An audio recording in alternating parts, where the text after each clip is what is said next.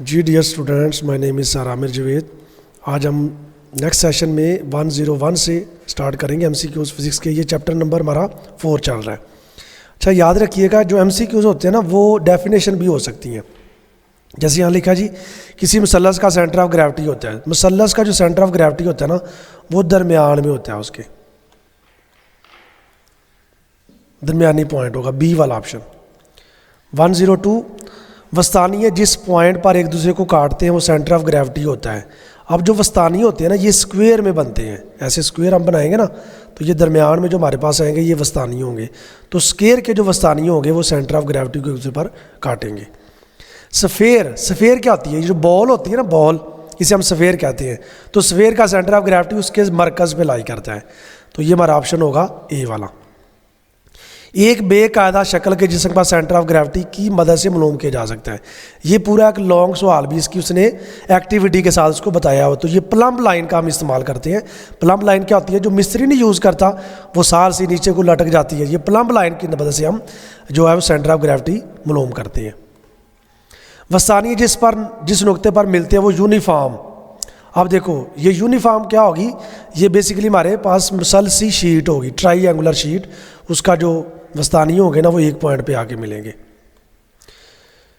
एक जिस्म इक्विलिब्रियम में होता है। ये बड़ा इंपॉर्टेंट है, आपने याद रखना है कि कोई भी जिस्म जो है वो इक्विलिब्रियम में होता है जब उसका एक्सेलरेशन 0 हो।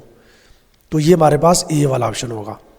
इक्विलिब्रियम की शराइत है, 2 शराइत होती हैं, तो ये ऑप्शन हमारा बी है।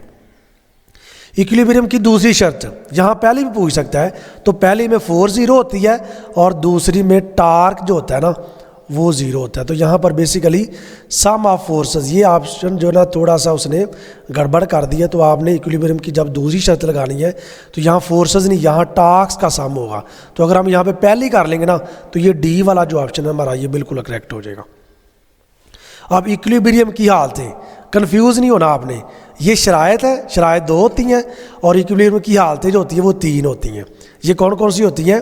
ये आपको पता है, एक हमारे पास कैंप ज़ीरो होती है, गैर कैंप ज़ीरो और एक न्यूट्रल होती है। तो सी वाला ऑप्शन करेक्ट है। उफ़की तरीके से पड़ी हुई पेंसिल। अब जो उफ़की होता है ना ये इस तरह का होता है, अगर वो मोदी कहेगा तो फिर इस तरह होगा।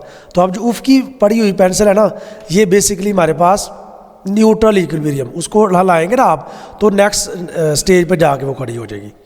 न्यूट्रल इक्विलिब्रियम की मिसाल, फिर वो न्यूट्रल इक्विलिब्रियम, ये फुटबॉल की एग्जांपल, फुटबॉल को आप लगाएंगे ना ठोकर सी तो वो आगे जाके रुक जाएगा। तो ये न्यूट्रल इक्विलिब्रियम होता है।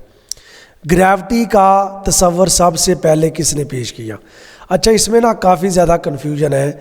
कुछ बुक्स में जो है ना गलीलियो का जिक्र है और कुछ बुक्स में आइजैक न्यूटन का जिक्र है। वैसे ज़्यादातर जो लोग हैं वो आइजैक न्यूटन को इसकी देते हैं, लेकिन कुछ लोग गलीलियो को भी कहते हैं। तो आइजैक न्यूटन इसका बेस्ट आंसर है। ऐसी फोर्सेज जो शाम के दरमियान फासले के मरबा के इन्वर्सली प्रोपोर्शनल होती हैं। अब फासले का मरबा, अगर हम सेंट्रीपिटल फोर्स को पढ़ें ना तो वो होती है mv²/r। तो ये नीचे r नहीं आता। तो ये बेसिकली ग्रेविटेशन फोर्स जो है ना इसकी डेफिनेशन भी शामिल है। तो ये चैप्टर नंबर 5 हमारा स्टार्ट हो गया। Gravitation constant. अच्छा, ग्रेविटेशन कांस्टेंट जो होता है ना ये कैपिटल G होता है। ये आपने कंफ्यूज नहीं होना। इसकी जो वैल्यू होती है ना ये सी वाला ऑप्शन है 6.67 10⁻11 न्यूटन मीटर स्क्वायर पर किलोग्राम स्क्वायर। इसमें आपको कंफ्यूज कर सकता है वो इस तरह से यूनिट चेंज करके। ज़मीन की सतह के करीब ग्रेविटेशन फील्ड की ताकत की कीमत होती है, ये याद रखना, ये सबसे ज़्यादा होती है ज़मीन की सतह के करीब। तो ये 10 होती है हमारे पास, डी वाला ऑप्शन। जी 116 ज़मीन का मास, ये बल्कि कई बार पूरा सवाल भी पूछा जाता है कि ज़मीन का मास लिखे। तो याद रखना ज़मीन का मास 6 × 10⁻24 kg है, सी वाला ऑप्शन। एक लड़के का मास 40 kg है, ज़मीन पर उसका वज़न कितना होगा? अब वज़न जो है ना कुछ लोग मास और वज़न को एक जैसे समझते हैं। तो वज़न डिफरेंट है और मास डिफरेंट है। तो आपने 40 को 10 से मल्टीप्लाई कर देना है तो ये हमारे पास 400 न्यूटन आ जाएगा। चांद की सतह पर जी की कीमत है 1.6। अगर चांद की सतह पर 100 किलोग्राम जिस्म को लेकर जाएंगे तो वज़न कितना होगा? तो आपने क्या करना है 1.6 को 100 से मल्टीप्लाई करना है तो तकरीबन ये हमारा वज़न 160 हो जाएगा। ज़मीन का मास मालूम करने का फार्मूला, ये पेपर में सवाल पूछा गया है। वैसे ही MCQs में अगर आप इसको याद कर लेंगे तो ये आपका क्वेश्चन भी अटेम्प्ट हो जाएगा। तो मास का जो फार्मूला होता है ना ये होता है हमारे पास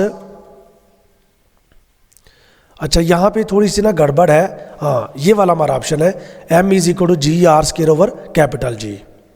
जी की कीमत बढ़ती है, याद रखिए जब हम नीचे की तरफ आते हैं ना तो बुलंदी जब कम होती है तो ये हमारा जो जी की कीमत होती है कम होती है, तो डी सी वाला ऑप्शन इसका सही है। सतह समुंदर पर जी की कीमत पहाड़ों के मुकाबले में होती है।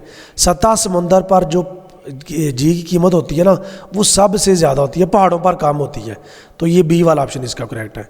122 चांद की सतह पर जी की कीमत, ये चांद की जगह ना और भी हमारे पास ऑप्शन है, तो ये चांद पर आपने याद रखना है कि 1.6, वैसे एग्जैक्ट इसका 62 है लेकिन उसने 2 नहीं दिया यहाँ पर, तो ये ए वाला ऑप्शन भी करेक्ट है। अच्छा याद रखिएगा जुपिटर पर जी की जो कीमत है ये आपके पास एक टेबल है, वहाँ से आपने इसको डिस्कस करना है, तो ये एग्जैक्ट आपने टेबल से देखनी है जी की कीमत जो जुपिटर पर, मुश्तरी पर और मरीख पर, ये आपने वहाँ से देखनी है। 125 ज़मीन की लिहाज से जियो स्टेशनरी सैटेलाइट की स्पीड होती है, तो जियो स्टेशनरी सैटेलाइट जो होती है इसकी डेफिनेशन ये है कि जिसकी स्पीड ज़मीन के हिसाब से 0 होती है, तो सी वाला ऑप्शन है।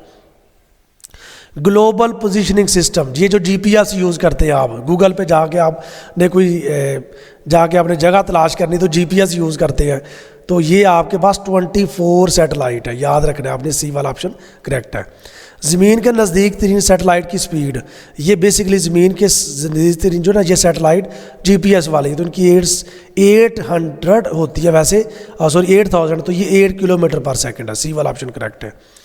जियो स्टेशनरी सैटेलाइट की ज़मीन से बुलंदी, ये आपका एमसीक्यूज़ एक्सरसाइज में मौजूद है, तो आपने याद रखना है 42,300 किलोमीटर, ए वाला ऑप्शन करेक्ट है।